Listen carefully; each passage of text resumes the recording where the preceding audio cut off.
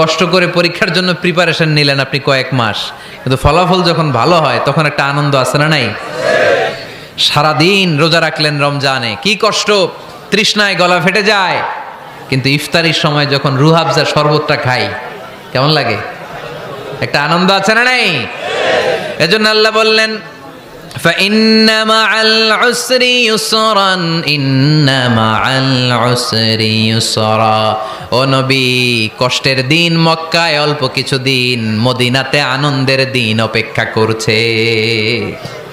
আমাদের জীবনে যদি দুঃখ কষ্ট আসে আমরা ধৈর্য ধরবো, তাওয়াক্কুল করবো একজনের উপর, তিনি কে? কারণ আমরা বিশ্বাস করি কষ্টের দিন এটা চিরকালের জন্য নয়, সামনে আনন্দের দিন আমাদের জন্য সেট করে রেখেছে কে?